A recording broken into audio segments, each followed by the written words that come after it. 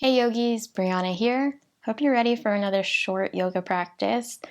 As always, option to add blocks. I will do my best to incorporate them throughout the practice as an option, but if you know your body best, and also our bodies might be different, so make sure that throughout the practice you do what feels best for you. If you use props, use them the way that helps you.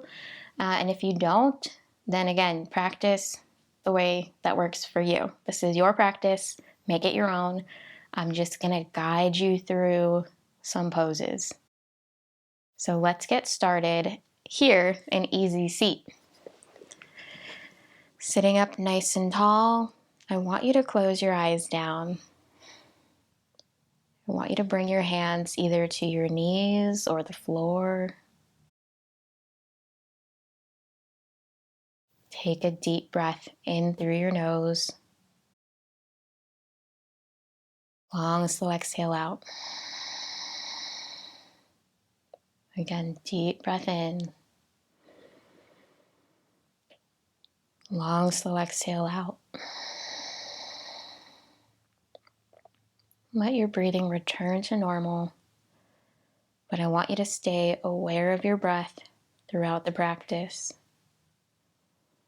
If you start having thoughts about the future, the past, things on your to-do list, I want you to acknowledge those thoughts, push them away for later, and come back to focusing on your breath. Take a moment to feel what your fingers are feeling, to feel your sitting bones rooting down into your mat. And always come back to this feeling of touch, this feeling of connection. Use this sensation to keep you here in the present for the duration of the practice. Bring your chin to your chest, right ear to right shoulder. Let your head roll back, left ear to left shoulder. Bring your chin to chest, right ear to right shoulder.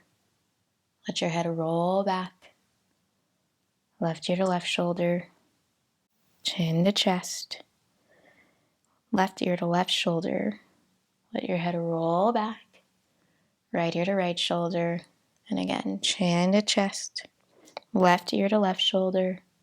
Let your head roll back, right ear to right shoulder. And then find that neutral long spine again, sitting up nice and tall. We'll take a side body stretch. Right hand comes down, left hand reaches up and over. Press through your left hips, keeping your sitting bones rooted onto your mat. Reaching through your left fingers, opening up your heart towards that opposite wall. And then rise up. Your left hand comes down, your right arm reaches up and over. Keep your right hip down. Opening up your heart, reaching your fingertips, and then sit up nice and tall. Take a seated twist, bringing your left hand to your right knee. Your right hand reaches behind you. Turn and look over your right shoulder.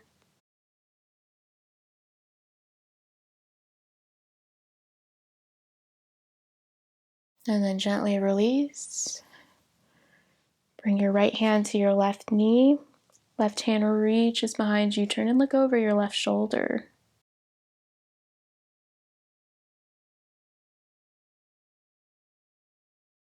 And come back through center. Let's find a cat-cow, but don't worry about getting onto the long side of your mat. Do want you to make sure your knees are cushioned though, so if you need to take a scoot back, make sure your knees are on your mat. Inhale, drop your belly, lift your chin, lift your tailbone. Exhale, press out of your palms, press your spine up towards the ceiling. Inhale, drop your belly, lift your chin, lift your tailbone. Exhale, pressing your spine up towards the ceiling. One more time. Inhale for cow. And then exhale for cat. Go ahead and sit back on your heels.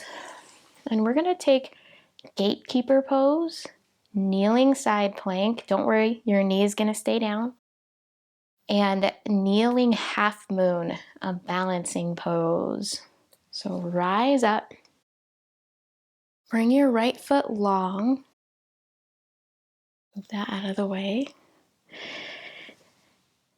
Sitting up nice and tall for gatekeeper pose. You're gonna inhale, reach up, bring your hands together, and then lean towards your right leg. Your right leg is active here. You are pressing into your pinky toe side of your foot, and you are reaching through your left side body. Rotate your heart towards the opposite wall. Take a deep breath in here, deep breath out.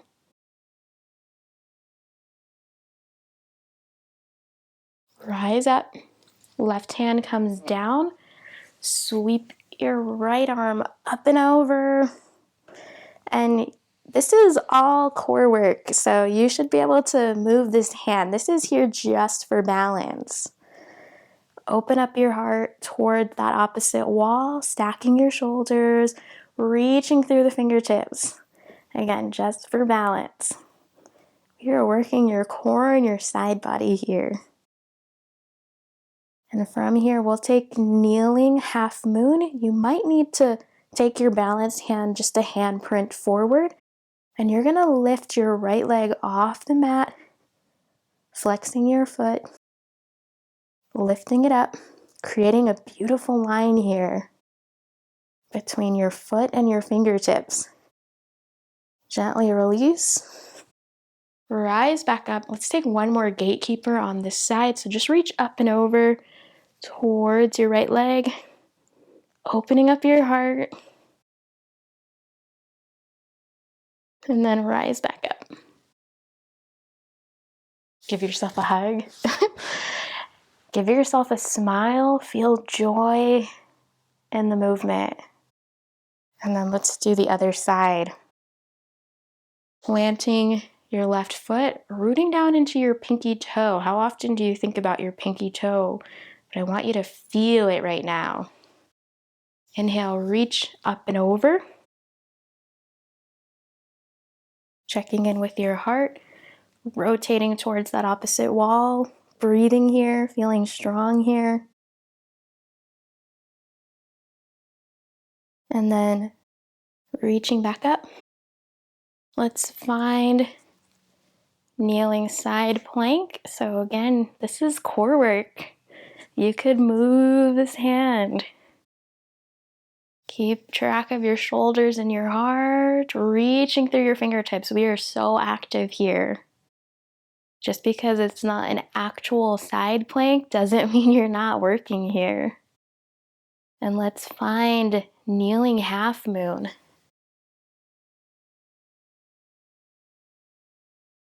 And typically in kneeling half moon, you'd raise your hand all the way up, just like regular, but we're gonna keep reaching forward just because I like this shape. We're reaching. We're not sinking into, it's so easy to sink into that hand, but we're not gonna do it. Go ahead and gently place your foot back down, rise back up, and then take your gatekeeper one more time. So you'll find in yoga, there's lots of ways to do the same pose. So if during our 7-day challenge, I teach you a way that looks different or it's just a little different than another teacher you've had, that's normal. You're gonna come across that in a lot of yoga classes. Go ahead and come back onto your mat, facing the short edge, find tabletop. And let's take downward facing dog, everyone's favorite resting pose. Tuck your toes, press your hips up and back. Take a deep breath in here. Deep breath out. And then back to tabletop. And we're gonna take lizard pose. So bring your right foot to the outside of the mat, the right side of the mat. This is where, depending on your body and how your body works, you might want some extra space here. You might want to bring the floor closer here. So that's what blocks are for. I think blocks are awesome. You don't have to use them for every yoga practice, but sometimes you might have a day where you want some extra space. You want the floor to be a little bit closer. So always good to have them on hand. That said, if you're not using blocks, I want you to know you can also make a fist here, because if you're having some wrist issues, if keeping your hand flat like this doesn't feel good, try making a fist. Keeping your thumb on the outside though. No matter where you're placing your hands, blocks, or the mat, keep your heart lifted. I say that all the time. But it's usually the case unless we're taking a fold. You want to keep your heart lifted. That means up here, so we're not bending over here. We're not taking a fold in our lizard pose right now. Keep your gaze lifted, because that's going to help you keep your heart lifted. It's going to help you keep a nice long spine. You don't want to get into the habit of looking here, because imagine gravity is pressing down on your head. That's not going to feel good in 1 minute, 2 minutes, 5 minutes. And depending on whose yoga class you're taking, you could be holding this that long. So keep your heart lifted and gaze lifted. If you want a little bit extra here, you also have the option of lifting your back knee, pressing through your back heel. But again, keep the heart, keep the gaze lifted. I prefer to leave my knee down.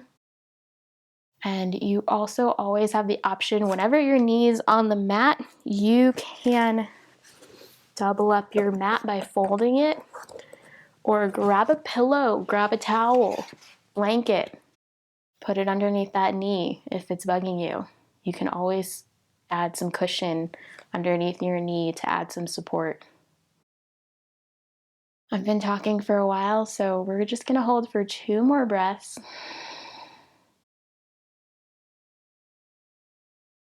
And from here, we're going to take pigeon. But I'm going to give you, again, 2 options. We've always got options in my yoga classes. So option 1, heel toe your right foot to the left side of your mat. Gently bring this knee down. Find a comfortable angle.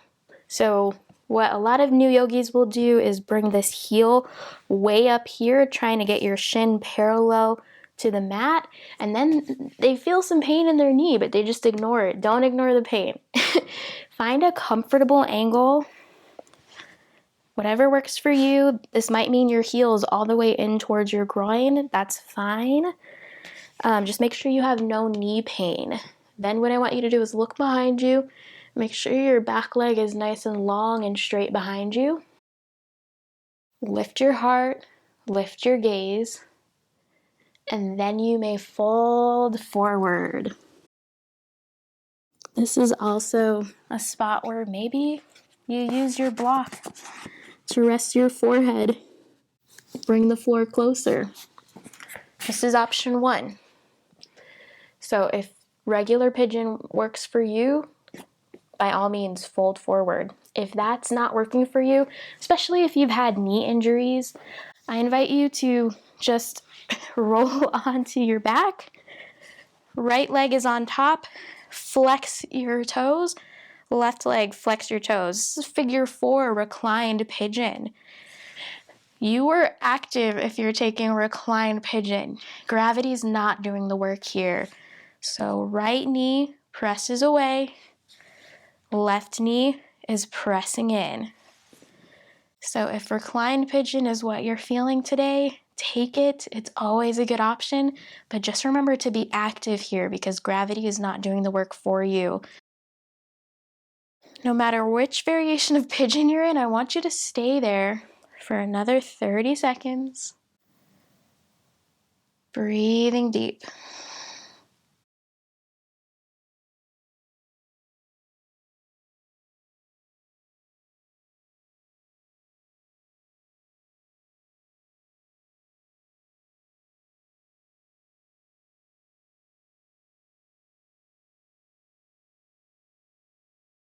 Just keep breathing here.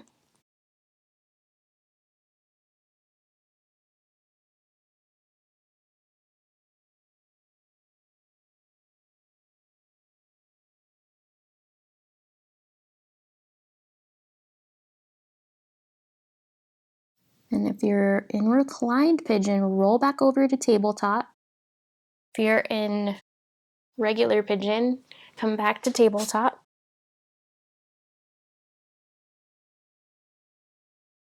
And we're going to take lizard on the left. So bring your left foot to the outside of, or to the left side of the mat.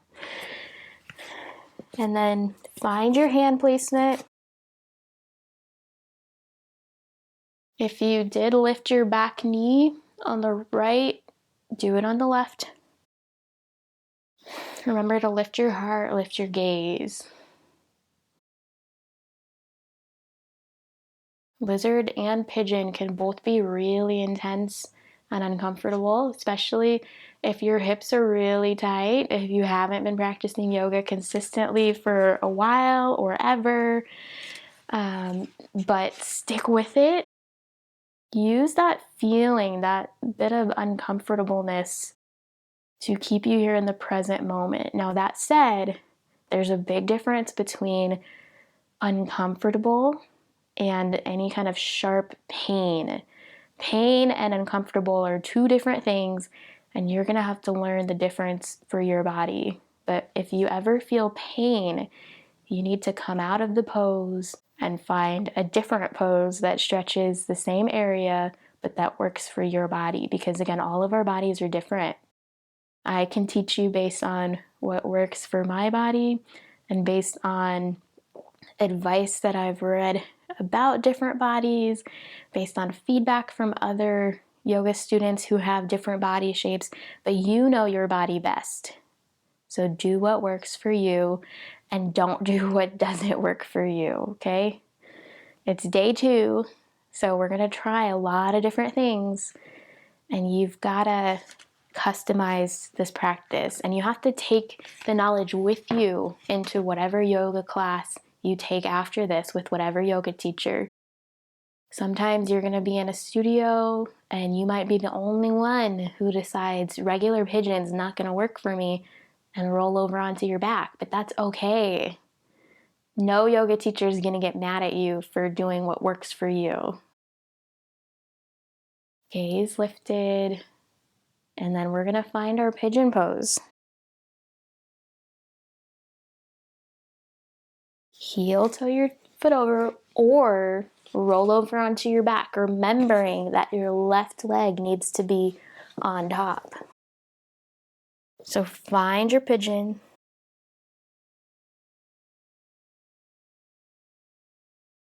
I'm not going to fold over completely just because I don't want you to have to listen to me breathing into the mic. But while we're holding pigeon, either reclined pigeon on your back or this folded over pigeon, I also want you to think it's only day 2. You've got 5 days to go. How are you going to make sure that you get the other 5 days in? Do you pick the same time every day to practice? Is it in your planner? Do you have a calendar reminder set? One of my favorite teachers says, don't walk into your day like it's an accident. So I want you to think about that. Are you planning your days out? Do you know what you're doing tomorrow? Do you know what you're doing for the rest of the day? So something to think about as we're winding down this practice. We're almost done.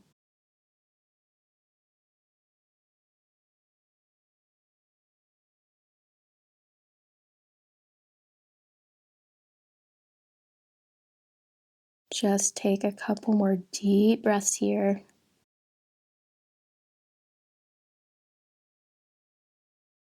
And then gently walk yourself back up or roll back over.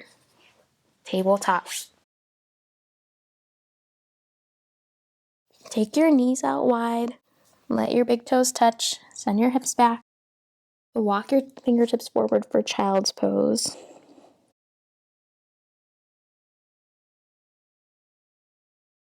And this is where we're going to end today's class in child's pose.